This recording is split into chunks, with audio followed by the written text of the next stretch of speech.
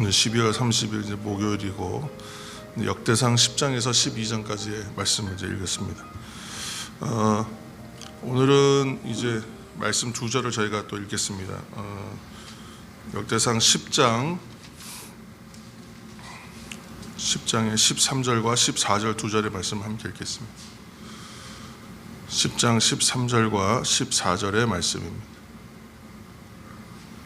13절 사울이 죽은 것은 여호와께 범죄하였기 때문이라. 그가 여호와의 말씀을 지키지 아니하고 또 신접한 자에게 가르치기를 청하고 여호와께 묻지 아니하였으므로 여호와께서 그를 죽이시고 그 나라를 이새의 아들 다윗에게 넘겨주셨더라. 아멘. 오늘 전체 메시지는 이제 역대기에서 보여주는 세 개의 모티브, 세 개의 이미지가 있어요. 굉장히 중요한 주제로 다루는 것이 세 가지가 있는데 그 중에 하나가 오늘 이제 이 부분에서 다루고 있는 것, 곧 이제 왕정, 다윗의 왕정이고요. 또 두 번째가 언약궤, 그리고 세 번째가 성전. 이 세 가지의 정통성을 강조하는 것이 역대기 전체에 또 흐르는 주제인데 그 중에 이제 하나가 오늘 이제 다윗 왕조가 시작되는 것, 그리고 이것은 하나님께서 세우신 왕조의 정통성이 있다라는 것을 강조하는 내용이라서 오늘 이 말씀 두 절 중심으로 좀 그 주제를 갖고 나누고자 합니다. 13절과 14절 말씀을 보면 이제 그 앞에 사울에 대한 사실은 이야기가 굉장히 길죠, 원래는. 그런데 역대기에서는 굉장히 짧게 몇 절로 딱 축약해서 그의 죽음에 대해서만 이제 다룹니다. 죽음과 실패죠. 그래서 사울이 실패하였다는 메시지를 좀 분명하게 보여주는데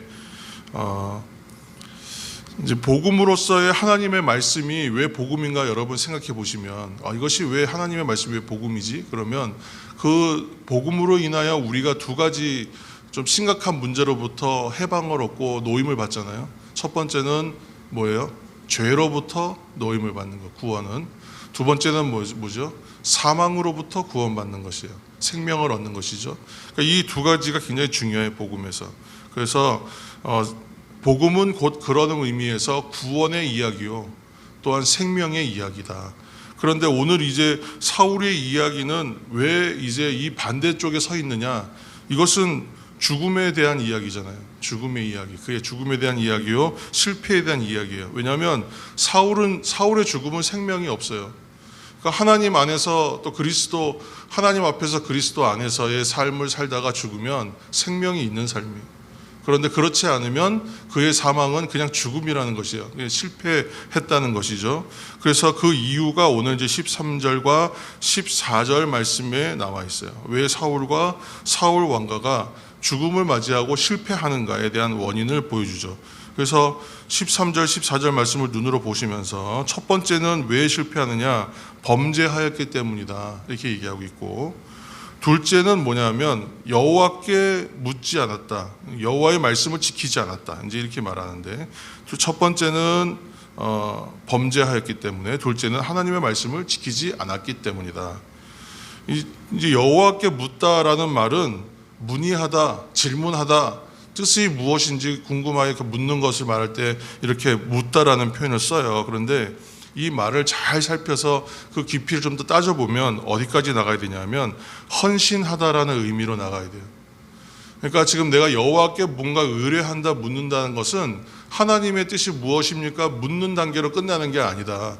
단지 묻는 것은요, 점쟁이한테 가서도 할 수 있어요. 그런데 그 말을 듣고 뜻을 이해하고 나면 헌신하는 자리까지 나갈 때에 여호와의 뜻을 묻다. 그러니까 하나님의 뜻이 무엇인지 발견하는 것은 내가 그 말씀대로 살아내어 하나님의 뜻에 합당하게 살아냄으로 인하여 열매를 얻기 위하여 하나님 나라가 확장되는 것과 같은 그러한 헌신을 위해서이지, 단지 하나님의 뜻이 무엇인지 아는 것은 큰 의미가 없다는 것이죠. 그러니까 지금 사울은 하나님의 뜻을 궁금하긴 했어요. 그래서 지금 오늘 본문에서는 하나님께 묻지 않았다라고 하지만 사실은 사무엘서에서 가서 보면 이제 하나님의 뜻을 알려고 되게 노력하는 부분이 나옵니다. 그러나 그 목적이 뭐였냐면 그 말씀에 헌신하기 위해서가 아니에요. 그러니까 우리가 항상 얘기하지만 하나님께서 은혜를 주시는데 하나님을 내가 먼저 신뢰하고 믿을 때에 주시는 은혜는 부수적인 것이지, 하나님의 은혜와 하나님의 놀라운 기적과 같은 일들을 나의 필요에 의해서 요구하고 그것을 원하는 건 기복적인 신앙이라고 그랬잖아요. 그러니까 지금 사울의 실패는 그런 부분에서 실패했다라고 지금 얘기하고 있는 거예요. 그래서 하나님의 뜻을 여기서는 뭐 묻지 않았다. 우리 이 본문에 따라가겠습니다. 그래서 이것이 뭐 사무엘서는 물었었는데 왜 여기서 묻지 않았다고 말하냐, 이렇게 문자적으로 해석하면 안 되고, 큰 틀에서 이제 해석하면 하나님의 뜻을 묻지 않았다는 것은 하나님의 말씀에 대해서 헌신하지 않았다는 거예요. 그렇죠? 그래서 하나님의 뜻을 묻는 삶을 살지 않았고, 동시에 그 뜻을 따라 헌신하지도 않았다, 이런 의미가 됩니다. 그래서 우리가 이전에 이 말씀을 생각하면 한 가지 주제가 떠올라야 되는데, 그게 뭐냐면 청종한다 하는 뜻이에요. 청종한다. 우리가 청종하다에 대해서도 한번 말씀을 나눈 적이 있습니다. 그래서 사무엘상 15장 22절, 여러분 이렇게 앞에 뭐 쓸 수 있으면 메모만 해놓으시고, 관련한 구절이 이제 사무엘상 15장 22절입니다. 사무엘이 이르되 여호와께서 번제와 다른 제사를 그의 목소리를 청종하는 것을 좋아하심같이 좋아하시겠나이까? 순종이 제사보다 낫고 듣는 것이 순양의 기름보다 나으니. 잘 아시는 말씀이잖아요. 그러니까 사울은 하나님의 음성을 듣기에 힘쓰고 그것을 두려워하는 것이 아니라, 백성의 소리, 세상의 소리, 세간의 평가, 이런 것, 시선과 그런 소리들을 더 청종하고 하나님보다 그들을 더 두려워하였다. 그러니까 사무엘상 15장 위아래를 잘 살펴보시면 그가 이제 핑계를 뭐라고 대냐면 내가 백성들을 두려워했기 때문입니다, 이렇게 얘기하거든요. 그러니까 그런 부분이 이제 이의 실패라는 거예요. 사울이 그래서 계속 여러 번 실수하고 실패하는데, 실수가 반복되면 그거 실력이라고 이제 누가 이제 그런 말씀하셨는데, 그러니까 실수가 계속 반복된다는 건 그거는 실수가 아니죠. 그 삶이 계속 그 잘못된 어긋난 방향으로 가고 있기 때문에 부딪히는 문제가 되는 것이지, 그건 실수라고 말할 수가 없어요. 특히나 이제 이제 사울 같은 경우는 왕이었기 때문에 기름 부음 받음으로 인하여 왕이 된 것이었잖아요. 그렇기 때문에 그에게 이제 그런 말이 좀 적용되지가 못합니다. 그러니까 청종하지 않은 삶의 결과, 실패로 나아가고 죽음으로 갈 수밖에 없는 삶의 결과가 뭐였냐면 길보아 전투에서 패배하고 그와 그의 세 아들과 그의 일족들이 다 죽는 거예요. 비참한 죽음을 맞이하고 있어요. 그리고 두 번째 결과는 뭐냐면 죽음을 맞이하였고, 두 번째 결과는 왕권이 다윗에게로 넘어갑니다. 그래서 여기서 지금 이제 그 표현 중에 보면 넘겨주셨다, 그죠? 14절에 보시면 이새의 아들 다윗에게 넘겨주셨더라. 그래서 넘겨주셨다. 이거는 뭐 말은 사실은 이제 빼앗아서 주다, 이제 이런 의미인데, 여기 의미 자체가 중요한 것이죠. 하나님이 친히 넘겨주셨다. 다윗이 사울을 죽이고 왕으로 이제 자기가 차지할 수 있는 기회가 여러 번 있었어요. 근데 그렇게 하지 않았거든요. 근데 결국은 누가 하시냐면 하나님께서 넘겨주시는 거예요. 그래서 지금 여기서 말하는 건 다윗 왕조가 하나님이 기름 부어서 그에게 왕권을 넘겨주어 세우신 왕조로서의 정통성이 있다, 이 사실을 역대기에서 강조하는 겁니다. 그래서 아까 말씀드린 대로 역대기는 중심 주제가 세 가지 정도의 이미지, 모티브가 있다고 그랬는데, 첫 번째는 왕정이요, 두 번째는 언약궤, 세 번째는 성전. 이제 이러한 또 세 가지 주제에 맞추어서 역대기가 이런 것을 왜 강조해 가는가, 또 말씀을 보는 또 즐거움이 또 재미가 있습니다. 그래서 그 중에 이제 한 가지 주제가 이제 오늘 말씀되고 있는 것이고, 1장부터 9장까지 또 10장에도 지금 뭐 이제 계속해서 나오지만 족보의 이야기로 시작해서 이 수많은 이름들이 나열되는 것으로 시작되었던 이야기가 여기에서 이제 하나의 주제로 이제 완결되고 있는 거예요.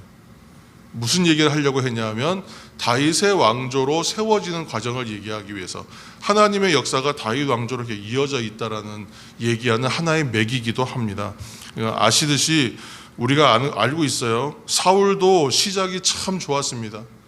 사울이 시작이 참 좋았어요. 외모가 출중하고 키가 남들보다 훨씬 크고 외모가 좋았던 사람이, 그리고 겸손했어요. 자기가 무엇이게 그런 거 하냐고, 그렇게 겸손했던 사람이에요. 그래서 처음에 하나님의 뜻 안에서 참 큰 성공을 거둡니다. 그 초기에 왕정을 세우는데 큰 역할을 했잖아요. 그렇게 됐는데 인기가 높아지고 권력이 강해지니까 서서히 그 마음이 변합니다. 교만하여지고 결국은 불순종하는 자리로 나아가고 말았습니다.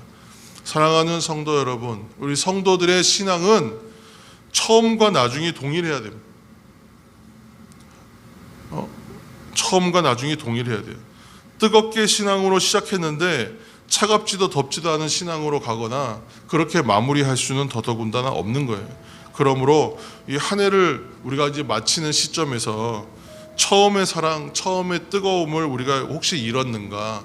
그랬다면 그 회복을 위하여 나를 돌이켜 회개의 자리로 나아가고 또한 나를 회복해 하시는 그 은혜로 채워서 또 새로운 한 해를 마무리하고 새로운 한 해를 시작하는 그러한 은혜의 자리에 다 있으시기를 세워주시기를 예수님의 이름으로 축복합니다. 함께 또 기도하겠습니다.